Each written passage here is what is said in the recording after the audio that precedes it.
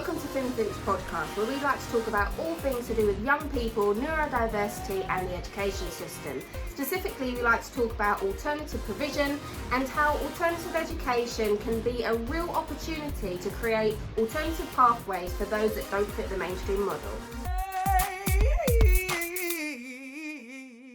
Hi, I'm Shona Fimister from FinFinch, and today's special guest is Teresa Mack. And today, no, I said it wrong. Not Teresa. You put an E in Teresa. Vanessa Teresa, right? I so wish my parents would have given me a normal. I'm so sorry. I feel so bad. No, it's okay. It's really interesting. We had an email at work and they said, this is my name. It's like a campaign now. And they said, can you please add the phonetic spelling to your email? Oh. And they talked about how special a name is. And, you know, we're going to talk about school and upbringing and in German. So because I was born in South America, it's Spanish.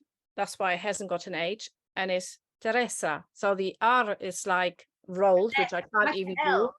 Yeah, but Teresa. Now they roll, the Spanish people, they roll the R. I can't even really do this because I grew up then in Germany.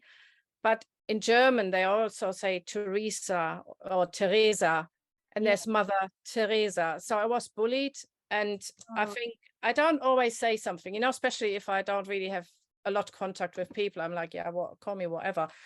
But when I saw that campaign at work, I thought, yeah, it really matters how we pronounce names. And I've got auditory processing disorder. So for me to hear the difference between someone says it this way or that way, it's really difficult to hear, because on the other hand, you could just say, why are you making a fuss or so? But names have meanings, and especially if you then have like, because I was weird anyway, for being neurodivergent, and I didn't know. Not weird. Then, oh, I love being weird. I say to I'm weird. I own weirdness now because, you know, I am weird. It's true. I am weird. I'm not normal. I don't want to be normal. Who wants to be normal? It's boring. But if your name was then connected and used in bullying and making fun of you, then it's like, yeah. So it's Teresa, and it's okay if you don't get it. It's like, I know you're trying really hard. So I'm not even going to do it again, because I think everything you just said was really relevant to the podcast. So I'm going to keep all that in, and I look silly because I said it. Oh no! See, if I'm not allowed to say that I'm weird, you can't say that you're silly. So okay, I that's a fair do. That's fair. That's fair. You're right. Actually, I try to own words like that similarly, because I guess it's like anything in life, when it's been used as a negative, if you can use it as a positive, then it can't hurt you, right? Exactly. So. Okay. All right. So my first question for you today, now that we've got past that bit, is could you start by explaining what neurodivergence is? And yeah, let's just go with that. Go on. Good. So I always called myself, well, not always, because I didn't know I'm neurodivergent, but I would say I'm neurodiverse. And then someone in a Facebook group explained to me, that's if you have two different states of mind. So people could still say I'm neurodiverse because we have like maybe more normal moments and more neurodivergent moments also, but actually it means that we have neurotypical people and neurodivergent people, and neurodivergency is just a different way your brain works. So it could be dyslexia, dyspraxia, dyscalculia, or that MAFS thing, being autistic, ADHD, and our brains just work differently, and then to neurotypicals. And then if you have like two people in a group, or our society is neurodiverse because we're just a mix of this. Yeah, and you explained that to me the other week, which I thought was really helpful, actually, because I was using the wrong word, which I felt a bit embarrassed about, because I am one as well.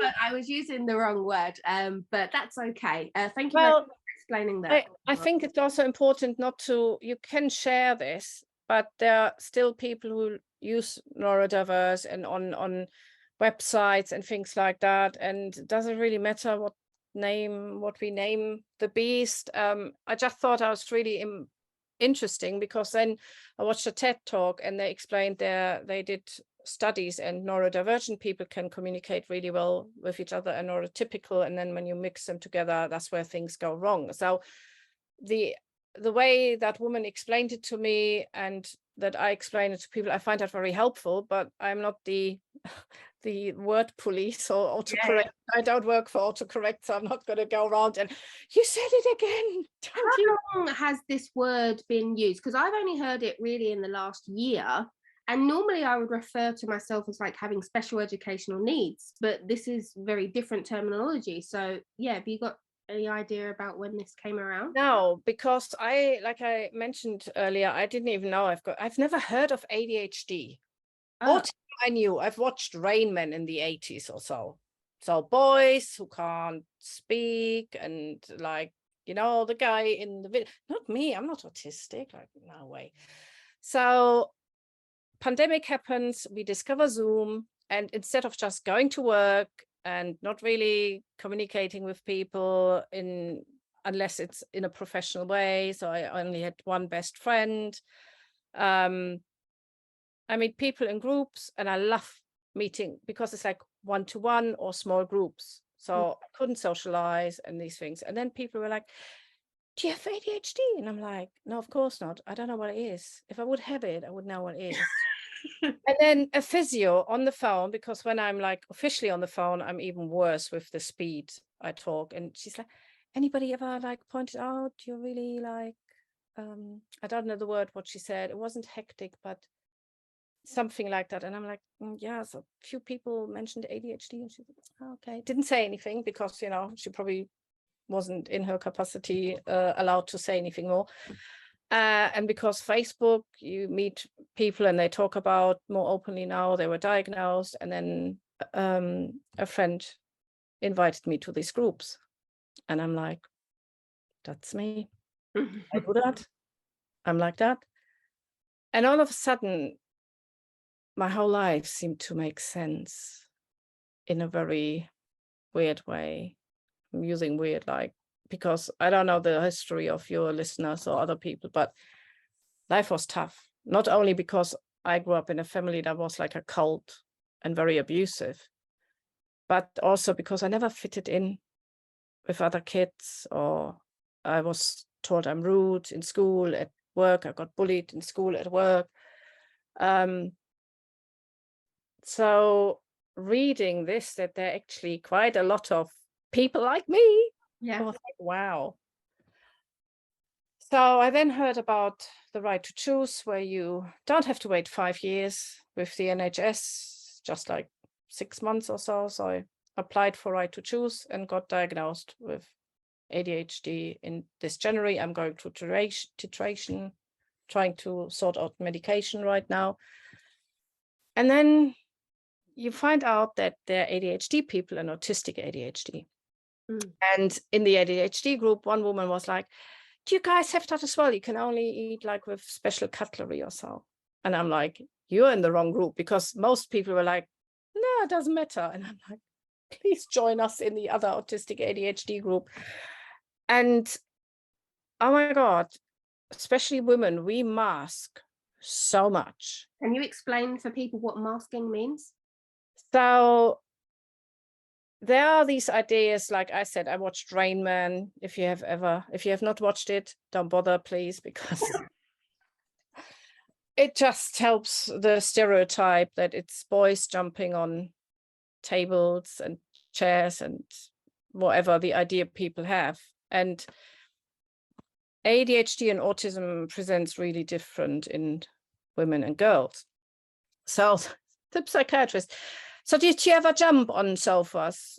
And I'm like, my dad would have killed me. Like, hello, seriously, I told you, I sent you 9 pages with all the jobs I had, and the like 27 jobs so far, and all the volunteering and all the musical instruments I tried to learn, and the books I started to read and didn't finish, and all the hobbies I have. And I told you about my history and why my parents are not interested in helping. And you asked me if I jumped on a sofa. So he, even as a psychiatrist, he still had that idea. That is, but what I had in childhood, what my parents told, so I would I didn't really talk to my parents because they didn't have conversation with me. There was more like, go and tidy your room up, do this, do that. And I was always really messy, and I was punished for that because I had to have a spotless room. So I was already suppressed, and I wouldn't dare to show my emotions and my stress.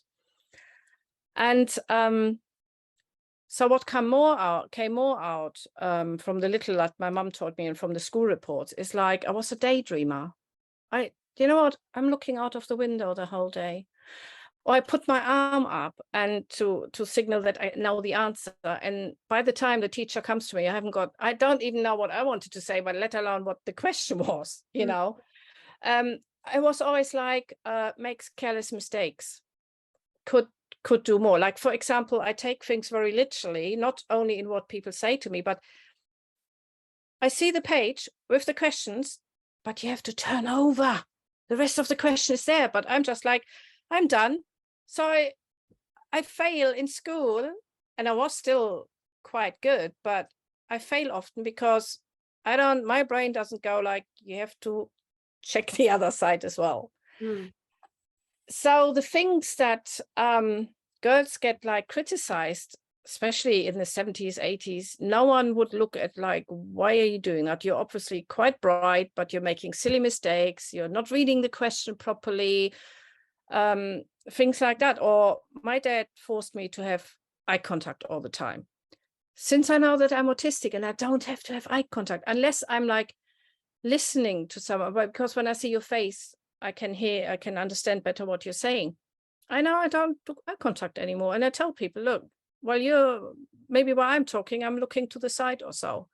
So masking is when you smile and nod, and inside you don't feel like that. So, but you're masking how you really feel, and you're not honest about how you feel and how you struggle. You just pretend it's okay. And you accept other people's judgments about being lazy and stupid. And so my dad made fun of me because when they had a visitor and they would ask me, they're just out of the door and like, oh, hi, how's life going or so. And then I would go, like, I haven't talked to son. And like my dad made fun of me. He said, oh, you talk like a waterfowl, blah, blah, blah, blah, blah, blah, and laughing at me. And then I stopped talking straight away and I went back into my shell. So he felt embarrassed by my behavior. And then when you stop what you naturally would do, that's masking. And that's so damaging for our mental health. It's really bad. You mentioned earlier that when you found this list of what ADHD looked like, what were the things on that list that you were like, yeah, that's me. So untidiness, difficult to brush your teeth, shower regularly, forgetting to a point that you have no recollection. So menopause made things worse for me as well. I think that's why my behavior got very apparent, and then people noticed that as well. So I'm very organized when it comes to work or at work, but at home I felt completely overwhelmed. And like I said, I had that from childhood.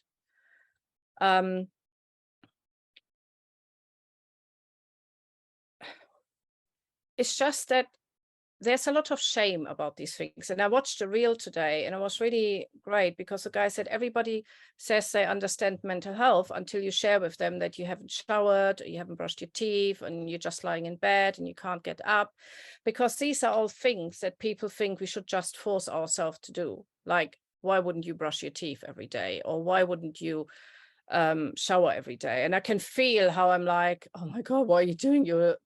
You are admitting on a podcast you have problems brushing your teeth and showering. And because we think these are the basic, easy hygiene, like everybody else in my family, they shower every day. I think my dad is neurodivergent as well, but there are certain things they find so easy. And from a child, well, the doctor said he thinks I have a water phobia, but I actually think, I remember I was like 10 and they did waterworks. And so the water was cut off and I was so happy because I didn't have to wash my face. Like I was forced to wash my face every day. And I have a lot of texture issues. Like I can't wear tights. hate the feeling of water. When it's raining outside, I didn't even notice before, I get scared of the rain. Is that more of an autistic trait than an ADHD trait? Yeah. So but they're like overlapping, you know, that's why it's so difficult to separate these things. Texture with food and smells and sounds, and it to the point that it hurts you. So when I have a shower, maybe it's a fibromyalgia as well, but it can feel like fire, like needles on your skin. You tell me any person who feels like that they do this every day for hours or so. Like, no, it hurts. This is really difficult for me. But we don't talk about these things unless you go into, like, I'm in a neurodivergent cleaning crew and people share their pictures and you think, bloody hell, that's like my place.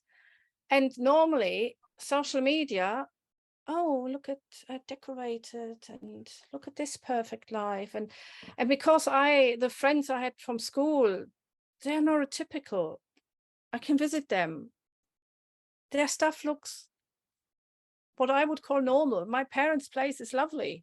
I'm glad they don't have my problem, but you then feel like the odd one out. And there's a lot of shame around this because people identify. So for example, cognitive impairment with, like what I said, you have no recollection. So normally people forget about, and then they find the letter and I think, oh yeah, I remember getting that letter. I have no recollection, but it's addressed to me, it's open, and it's in my room. So no one came, opened the letter and put him, it was me, I put it there. I have no recollection of having opened it. I do that all the time. My partner is always having a go at me because I don't remember things. And I thought it was just like a memory problem. I didn't know that might be attached to my ADHD. That's interesting. I'm not diagnosing you. I'm not. No, I'm just learning from what you're saying. That's what this is all about. And see, because if it's attached to your ADHD,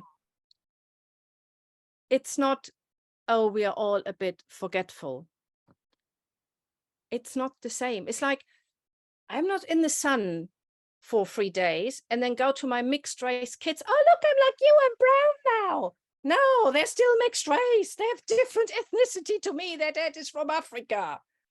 So someone coming to me and saying to me like, oh yeah, we're all a bit forgetful. No, we're not. It's not the same. You can see I'm a bit annoyed about this. Like, it's good. Do you know what?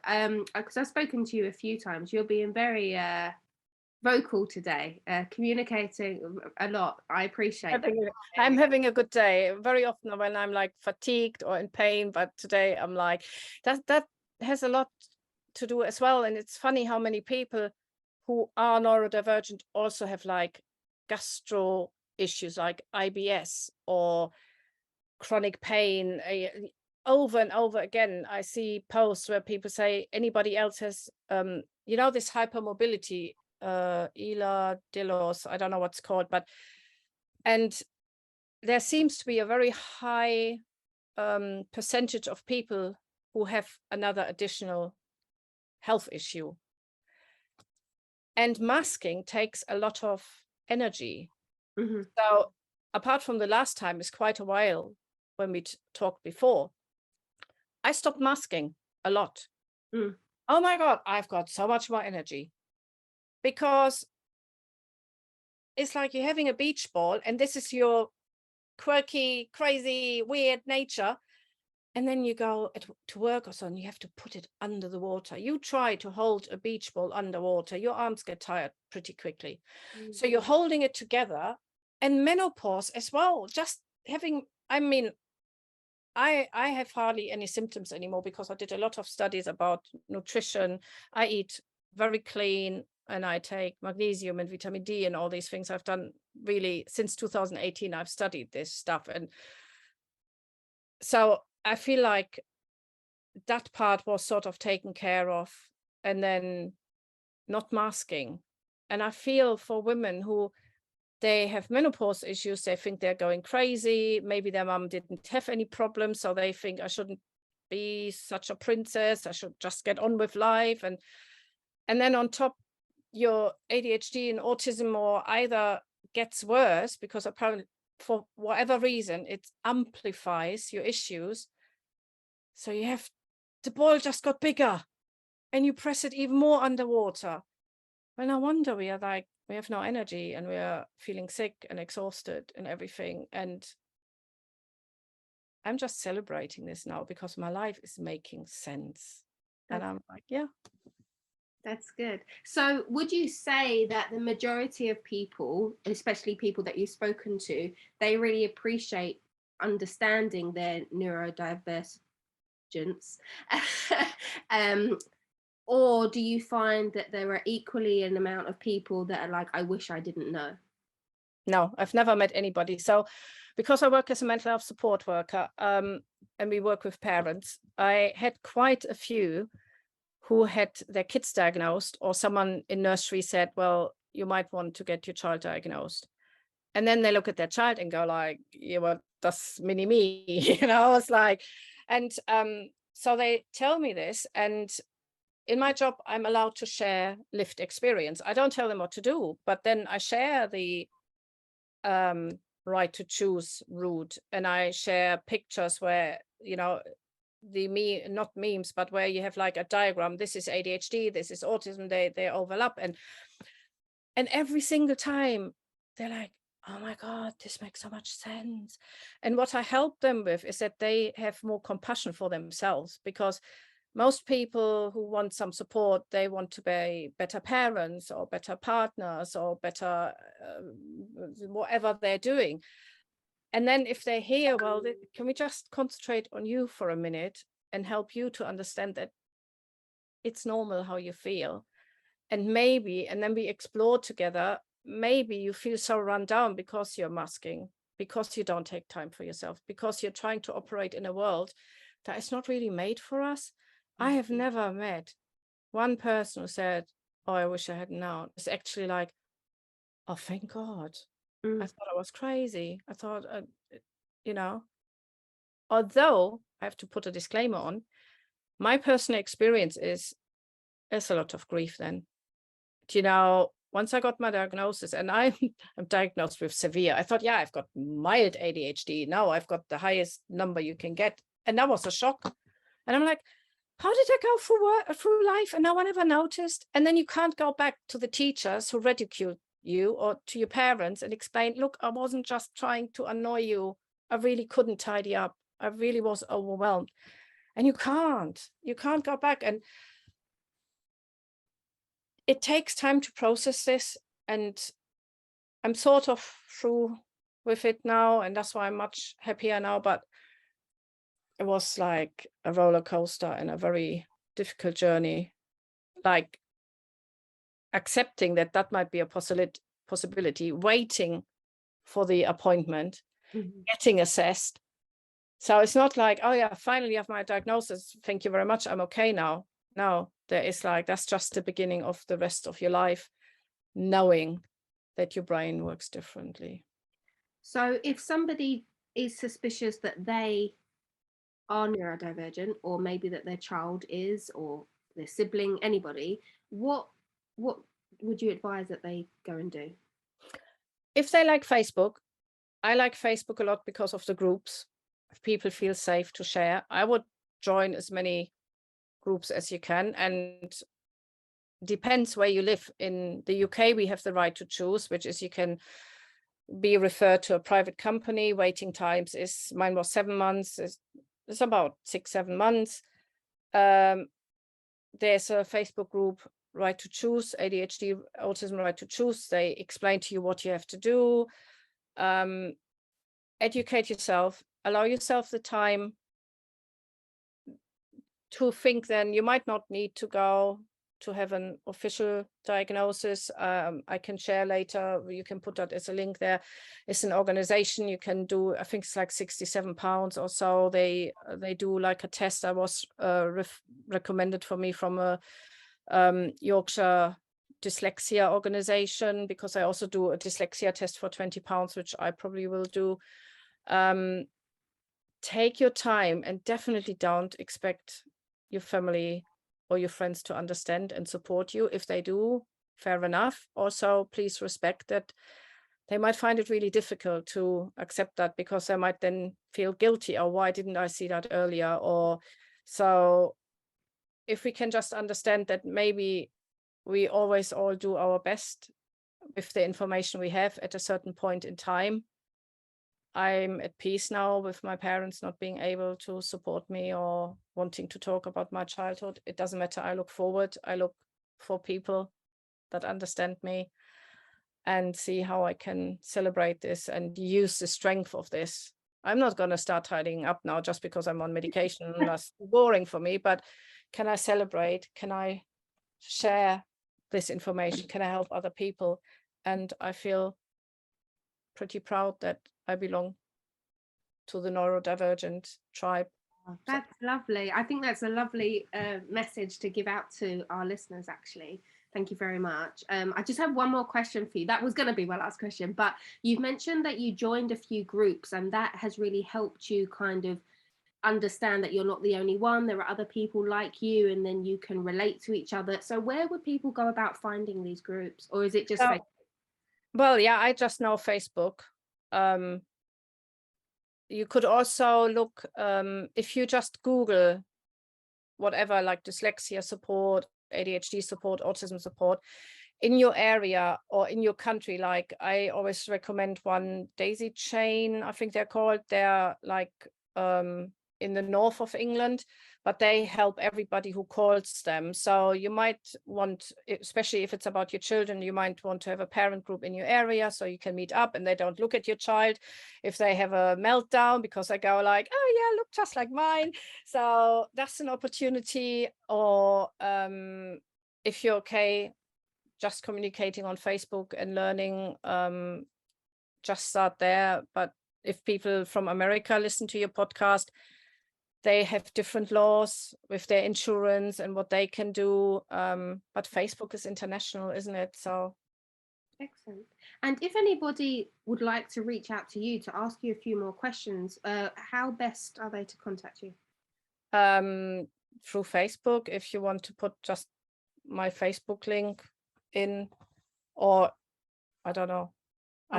That's like a surprise question. Like, I'm not organized enough to answer this. Sorry about that. Yeah, I will put your details in the notes. Thank you. That's what I'm gonna do. Sounds like a plan.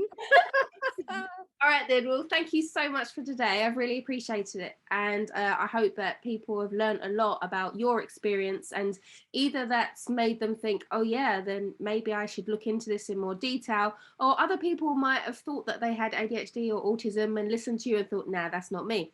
But I must reiterate that it's not the same for everybody, so it doesn't mean that you are or you are not, but I think just sharing the experience just puts people at ease a little bit so they don't feel so alone. So thank you so much. Thank you for having me. Take care. Bye. FinFinch was set up to empower young people with the tools and confidence to achieve success. If you'd like to be part of our journey, please check out our website www.finfinch.co.uk or email us at info@finfinch.co.uk.